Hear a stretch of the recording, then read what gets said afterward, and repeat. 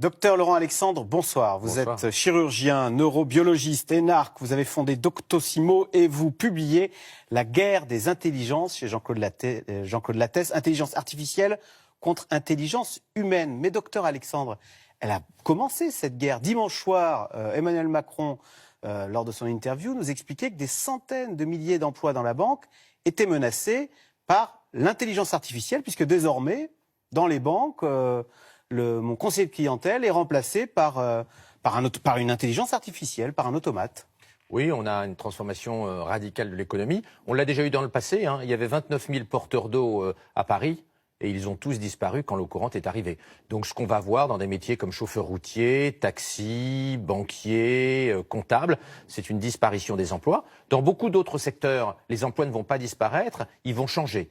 Les travailleurs vont devoir devenir complémentaires de l'intelligence artificielle. Vous dites ça très tranquillement, mais en ce moment, il y a beaucoup de parents qui se disent « Tiens, mon fils va être dentiste, ma fille va être radiologue ».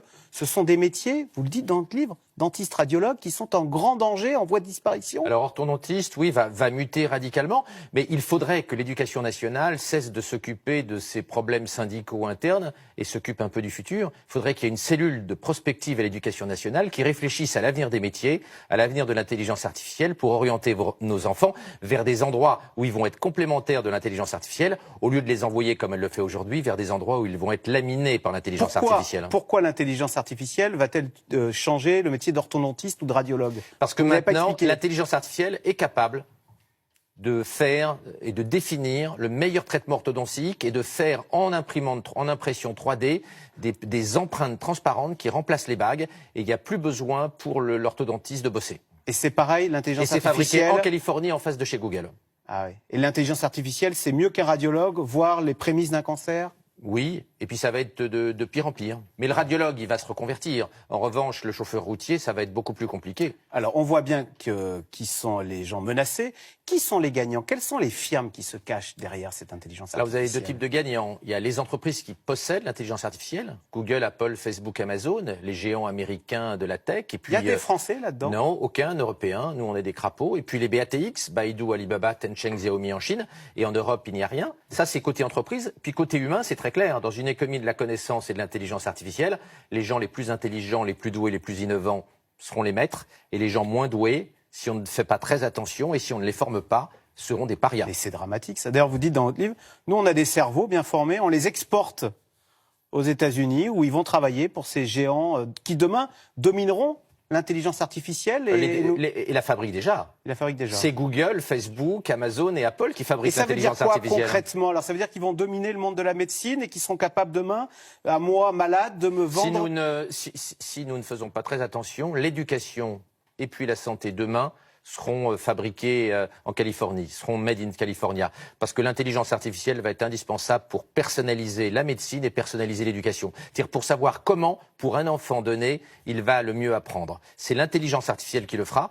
Et si en Europe, nous ne développons pas tel besoin, ADN, et donc il faut qu'il a telle structure de raisonnement, et c'est comme ça qu'il faut lui apprendre. Et quelles conséquences, si nous passons à côté de tout ça? Nous serons une nation sous-développée. Vous savez, la Grèce était le centre du monde il y a 2000 ans et elle est devenue un pays sous-développé. L'Espagne était le centre du monde, elle est devenue un pays beaucoup moins développé. Ce ne sera pas la première fois qu'un continent, qu'une zone géographique manque une révolution technologique. Si nous passons notre temps à geindre et que nous ne bossons pas, il est certain que nous serons vassalisés par les géants du numérique chinois et californiens. Alors, est-ce que, à l'inverse, les géants de l'intelligence artificielle peuvent à terme prendre, comme dans les films de science-fiction, prendre le contrôle des humains? Parce que vous dites, à un moment, ça va s'emballer là. C'est-à-dire que maintenant, l'intelligence artificielle, elle est capable de s'auto-alimenter. Il y a des gens très pessimistes. Moi, je ne suis pas pessimiste. Il y a des gens très pessimistes. Par exemple, Elon Musk, le fondateur des automobiles Tesla, pense que l'intelligence artificielle peut devenir hostile entre 2030 et 2040. Moi, personnellement, je n'y crois pas une seconde. J'exclus que l'intelligence artificielle cherche à exterminer l'humanité avant 2050. De toute façon, on peut toujours débrancher une machine. Alors, si on pense qu'une intelligence artificielle va se laisser débrancher, c'est qu'on est très très naïf. Pourquoi? Non, bien évidemment, parce qu'elle raisonne plus vite que nous, elle raisonne à la vitesse de la lumière. C'est-à-dire que le temps que nous débranchions, il y a longtemps qu'elle aura débranché le bouton stop. Et puis l'intelligence artificielle, elle est elle se loge dans tous les ordinateurs. Bien sûr, elle est présente dans le cloud, partout. comme on dit dans le nuage. Bien sûr, elle est présente, elle serait partout dans le... Mais moi, je ne crois pas à une intelligence artificielle hostile à court terme. En revanche, je pense qu'il y a un vrai problème social et éducatif. C'est-à-dire qu'il faut qu'on forme nos enfants à résister à la révolution de l'intelligence artificielle. Or, aujourd'hui, l'éducation est à côté de la plaque. Alors, c'est-à-dire alors ?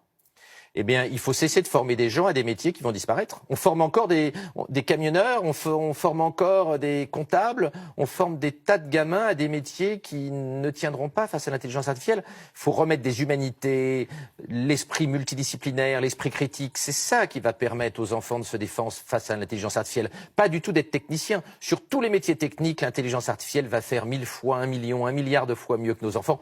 Il faut développer l'esprit critique, faire lire nos enfants, leur apprendre la philo, l'histoire. L'esprit critique est fondamental. Et si j'avais un seul conseil à donner aux parents, c'est faites lire 3 livres par semaine à vos enfants. C'est la meilleure protection contre l'intelligence artificielle. Mais c'est très contre-intuitif, ça. On se dit, le 21e siècle est numérique, est digital, alors il faut aller dans ces métiers-là, il faut apprendre à coder, etc. Et vous nous dites pas du tout. Il faut faire de la philo, il faut apprendre Il faut connaître la science et avoir une culture scientifique et technologique, et bien connaître le numérique, bien sûr. Mais tout le monde l'aura, ça. Ce qui est important, c'est d'avoir un esprit critique. Et l'esprit critique, il s'acquiert par les humanités, il s'acquiert par la lecture. C'est pour ça qu'il est fondamental de faire lire nos gamins. Alors, vous dites, ce livre s'appelle « Intelligence artificielle contre intelligence humaine ». Donc l'intelligence humaine va chercher à entrer en compétition avec l'intelligence artificielle. À se défendre. Et vous dites, à se défendre, voilà. Et alors vous dites, dans les années à venir, on va chercher à améliorer, c'est un tabou que vous levez, on va chercher à améliorer notre QI.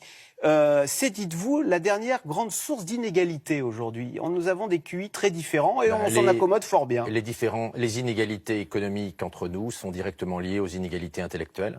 C'est un tabou, mais les gens les plus intelligents gagnent plus que les gens les moins intelligents. Les gens les plus innovants gagnent plus que les gens les moins innovants. C'est une terrible réalité. Et à l'ère de l'intelligence artificielle, ça va être encore pire. Nous risquons d'être dans une situation où nous n'avons plus du tout besoin des gens pas très doués. C'est la raison pour laquelle il est urgent de réformer l'éducation et la formation. Nous ne pouvons pas abandonner des hordes de gens moins doués, moins innovants. Il faut les aider à monter et à trouver une place dans le monde de l'intelligence artificielle. Et à l'heure où partout dans le monde, les parents veulent le meilleur pour leur enfant. Est-ce qu'on peut imaginer que des problèmes d'éthique se posent rapidement, que dans certains pays, on se dise, allez, on va manipuler le génome pour faire en sorte que demain, que mon enfant ait le plus de chances dans la vie de réussir. Les problèmes éthiques, politiques et philosophiques immenses sont devant nous. Il y a 2 technologies qui posent problème. La première, c'est la sélection des embryons. On sait qu'en Chine, 50% des parents souhaiteraient augmenter le quotient intellectuel de leurs enfants pour les rendre plus compétitifs face à l'intelligence artificielle. Vous imaginez si on rentre dans un scénario comme dans le film Bienvenue à Gattaca, où tout le monde cherche à améliorer l'ADN de ses bébés? Et puis l'autre technologie... Et dès que la technologie sera prête et efficiente, vous pensez il est probable qu'en Chine, elle sera immédiatement utilisée. Ouais.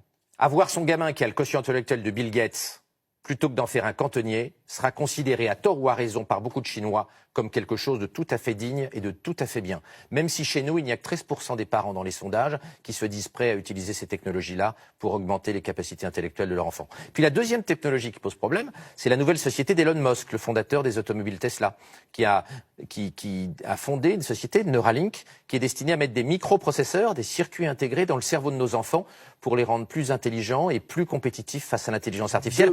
On imagine les problèmes éthiques que c'est. Allons-nous accepter de mettre des microprocesseurs dans le cerveau de nos enfants et de nos petits-enfants? Il faut y réfléchir, c'est un problème politique majeur. Oui, mais on accepte bien de mettre des lunettes pour améliorer les performances de sa vue. Vous croyez que de la même façon... Mettre des lunettes et mettre un microprocesseur dans le cerveau des petits, c'est pas de même nature. C'est un monde terrifiant que vous nous décrivez. Et pourtant, vous nous dites, on y va tout droit. Regardez, là, on vient d'implanter le premier cœur artificiel à l'hôpital Georges Pompidou. Un cœur! Eh ben, tout le monde trouve ça très bien et allons-y. Donc, on va vers le transhumanisme. Il y a une immense majorité des gens qui sont finalement transhumanistes et qui souhaitent qu'on ait le plus de technologies possible pour être le plus intelligent possible, moins vieillir, moins souffrir, moins mourir. Mais il y a une petite minorité de gens, notamment parmi les croyants, qui pensent qu'il faut arrêter ce toboggan technologique fou et qui veulent revenir à plus de sagesse, qui veulent qu'on arrête de courir toujours après la technologie. D'ailleurs, parmi ces conservateurs, certains se verraient bien débrancher l'intelligence artificielle. Mais si nous ne le faisons qu'en France et en Europe, pendant que la Chine et la Californie galopent, nous deviendrons une colonie numérique des nouveaux maîtres de l'intelligence artificielle.